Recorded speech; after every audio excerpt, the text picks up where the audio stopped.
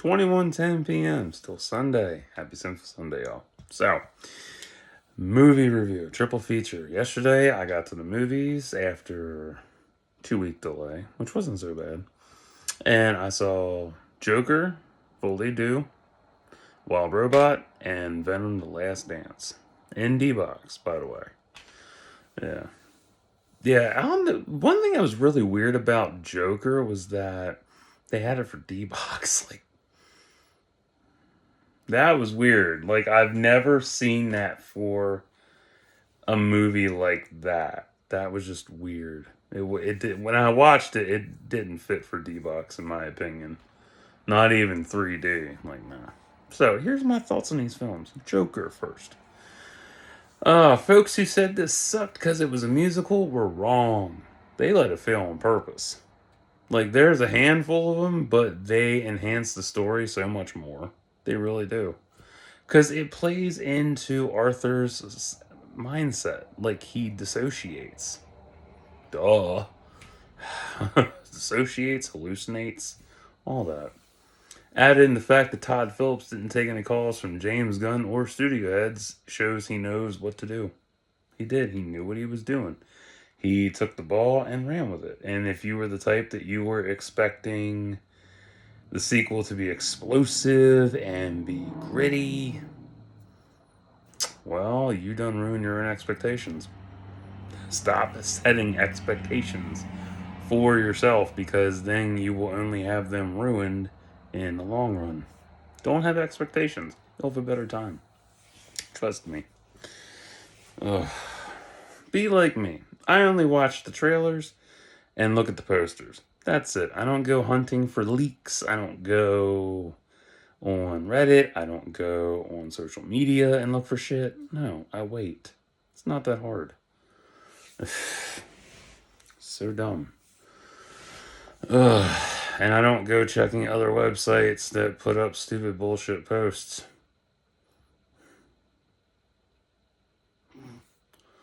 I get why Lee's kiss was cut. I do. I was mad about that at first. I'm like, man, really? And then seeing where it was at the trial, it made sense to cut it because it really didn't fit with the narrative at the time. It just would have been like a spur of the moment thing. So, yeah. But it was cool seeing that it got filmed, though. That was cool. I'm glad he only did a duology because it fits for his style and this story in particular. The allure of Lee seducing Arthur is so smart given her psychological background. Like, I like her rendition way better. Like, damn. Getting to see Lee meeting Arthur and using the lipstick on the glass was beautiful. I love that scene. My all-time favorite out of this. The animated opening was cool, as were the 4:3 aspect ratio scattered throughout. Yeah, for real. I prefer Gaga as Harley. She's more grounded versus her eccentric counterpart. Like, this one is so good because you get a grounded aspect of her where she manipulates Arthur based on him being Joker. She manipulates him into becoming Joker and shit. She likes that aspect of him. She doesn't care about Arthur. She only cares about what he became. Ain't that some shit? Not to mention, relatable, and Joaquin's Joker is better than Heath's. Yeah. Y'all just like him because he's dead. Admit it. Just admit that you like it because he's dead. That's the only reason you like these roles, is because so and so is dead. And they can't come back and say, oh, yeah, that person was better than me. You can't let go of dead folks. That's your problem. Because realistically, you hang on to it, it's dumb. Any character portrayal is supposed to have creative evolution going forward. Duh. That's why there's so many people arguing over who's the better Batman. Is it Adam West? Is it Kevin Conroy? Is it fucking Michael Keaton? Is it Ben Affleck? Is it Pattinson? Is it this? Is it that? Get over yourself. They're all good in their own aspects. Stop idolizing them because most of them are dead. If you're idolizing them because they're dead, You're not adding to the conversation. You're hindering it. You're dead yourself. Just don't know it yet. Ugh. And it's easier to go forward versus being stuck on a singular vision. Seriously, if you're stuck on one vision, it's not going to work. Arthur is and isn't Joker. It was put upon him by the public. He never asked for it. He started out as a clown. He never called himself Joker. He only took that mantle because people put it upon him. Even Lee manipulated him just because she liked him that way. She didn't care about Arthur. Nope. And it's wild that she literally checked herself in just to get that close to him. Like, damn. Crazy. And it's a shame this wasn't filmed in 4:3. That would have made it a lot more fun. That I liked. Arthur's influence was literally based on the movie Falling Down and how one bad day or moment can send you spiraling. You never seen Falling Down? You should check that shit out. It is worth it and it has aged magically. Seeing Gary Puddles come back was funny but sad because he saw Arthur as a real friend, but not anymore.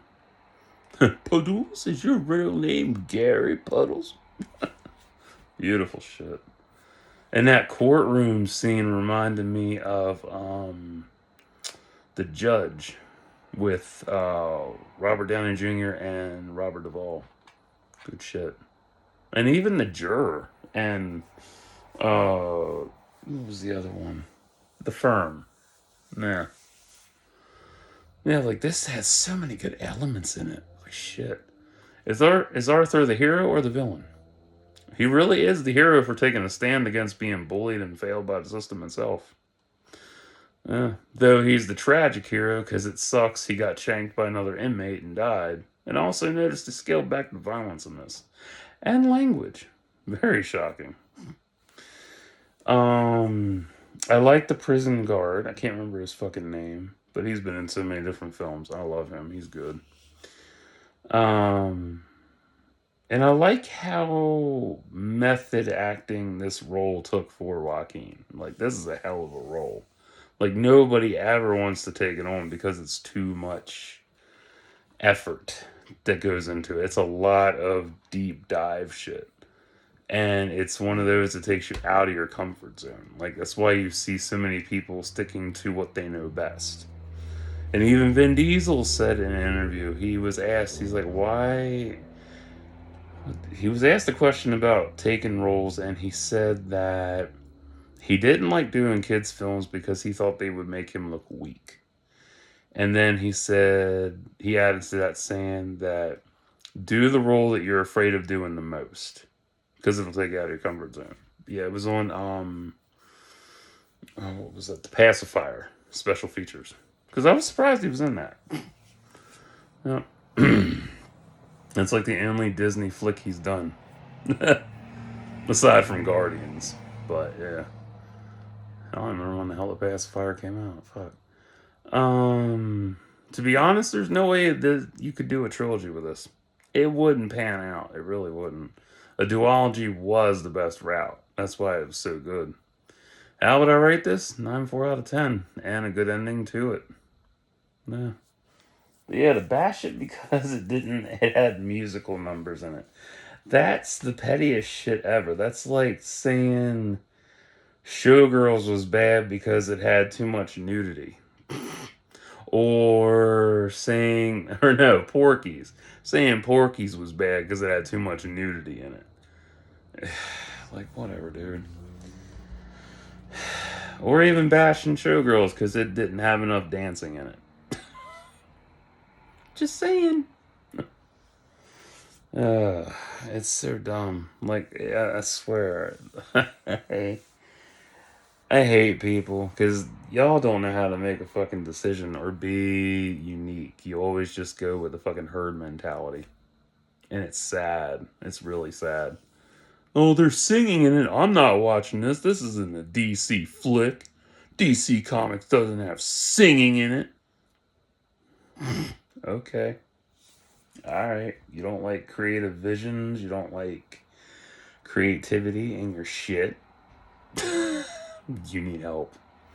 So, Wild Robot. It's better than Wall-E, and I love that movie. I do. DreamWorks knows how to make their catalog unique versus Disney. Yes, they do. They always fucking outdo Disney no matter what. Roz saving the animals during the blizzard was so endearing, and her whole journey with Bright Bill was heartwarming and emotional. Like, just so good. I was trying to rock my brain trying to find more to say about this movie, but it's one of those you have to go see for yourself and really absorb into it. I mean, I was in tears at the end, and the one little girl in the theater diagonal from me was bawling when she shut down. She did. She bawled. Oh my god. I was like, she's not gonna die. And this girl, yeah. I'm like, oh no. Would I want a sequel to this? Nah, it doesn't meet the criteria for it. It really doesn't. And if they did, it wouldn't have the magic of the original. Nah. The robot designs were amazing, animals were a trip, Roz's self-discovery and evolution really showcased the brevity version of motherhood and parenting. I am getting the art book for this if it's made. There is an art book for this. I am going to get it next month sometime. It would have been fun to see in 3D for sure. Maybe D-Box too.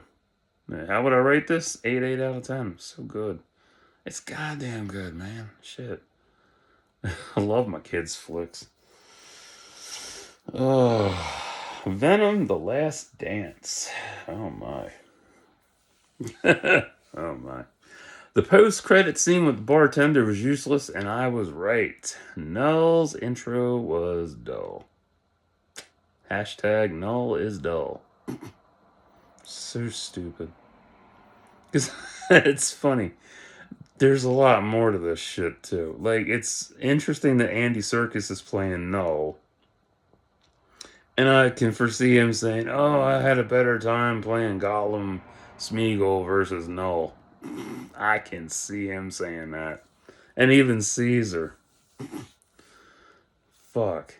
The symbiotes were cool. Shame they didn't name who they were. Shitty. Miss Chen dancing with Venom was funny. You can tell shit was cut out, obviously. I swear it's so annoying. Like, you can tell when it's cut. Whether it was for pacing or didn't fit, I can get behind that. But damn, put it on the Blu-ray. Venom's death by hyper acid was sad, but for me, I know he's gonna be back.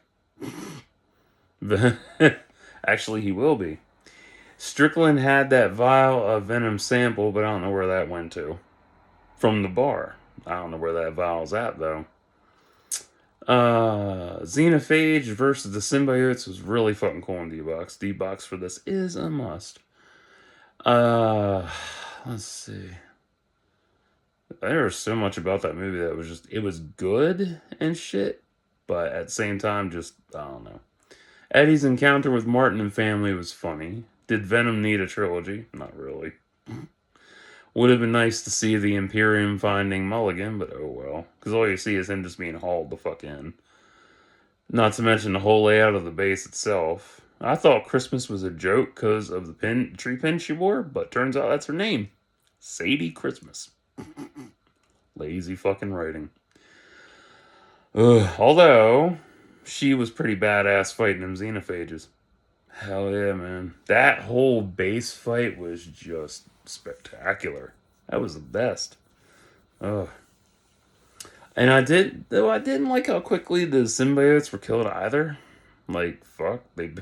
They got their licks in, but not enough. Oh, man. It's like, dude, let them fight more. I guarantee you that whole fight was at least 5 to 8 minutes longer, and they cut it down for time. Let's see. The end soundtrack song of Null and Void is good. Gotta wait for it to be released. Because, of course, it's not on the fucking album. Not even on iTunes. The original version is, but that's not the one I want. I want the one with Czarface, Method Man, and Frankie Pulitzer. Which is funny. Frankie is Tom Hardy's rap name. Yeah, Frankie Pulitzer. Jesus Christ. Venomized horse was cool along with the various animals he possessed. They'll probably make Funkos of those and toys. I am going to read up on Null, but I feel like they're going to fuck him up like they do every other character that gets made for film. Just saying. And why wasn't Eddie more broken up about losing Venom? I would be. I'd be in fucking tears. God. Like, you lost your best friend. You lost your symbiote friend. And you're not even, like, sad. Come on, man. Damn. It would be nice to see an art book, but I doubt they'll make one. They didn't do it for the first film, or Let There Be Carnage. Oh, well. Ugh, so disappointing. Yeah.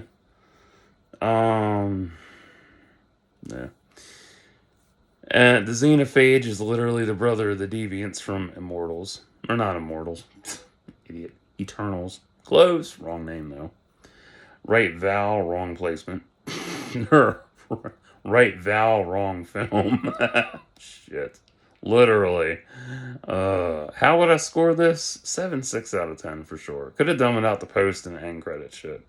Like, the fucking end credit shit with Noah was just dumb. And then the bartender coming out of the wreckage, that was stupid. None of it serves anything. I'm so tired of post and end credit shit. They don't go nowhere. They just sit there, do nothing. Ugh. So. But I enjoyed all three of these films. They were all great in different aspects. It's just one of them things, like, you gotta go and see it for yourself to really enjoy it. But if you don't care about Venom, you don't care about Wild Robot, you don't care about Joker, well, you don't have to go see these. If you were curious about them, you wanted to check them out and see how they go down, go for it. It's worth your time. Which is my favorite out of this trio from Saturday? Joker. Yeah, definitely Joker. That was really good. I still can't believe all that bullshit bashing they did on it. That was so sad. That did not deserve that. This is why I hate social media. Like, you get that one fucking shithead. It's like, this film is horrible. Or you get the critics. The critics. Critics. The cocksucking cunts. I'm like, this film is horrible. There's no substance here. There's no story to tell. Why is there music? Why are there musical numbers? You missed the entire fucking point of the film. It's literally a psychological drama. Christ. They're all psych dramas, honestly. Yeah. Joker deals with mental health. Wild Robot deals with parenting.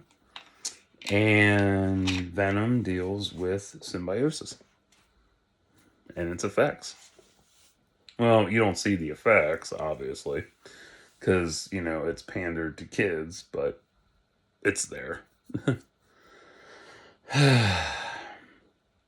And I did read that Tom wanted it to be R, but they decided to make it PG-13. Tired of PG-13. It doesn't fucking work. They need to do R. You have to do R-rated comic book films. Stop doing PG-13. I mean, Christ, there was a kid in the theater for Joker. Yeah. He saw Arthur getting some booty. Shit. Oh, my. So, yeah. But if you don't like CBMs, you don't like kids flicks, you hate DreamWorks, you hate DC, you hate Marvel, well, this is not for you. Just saying. So. But I will be back with the book bands video after this one uploads. Stay tuned.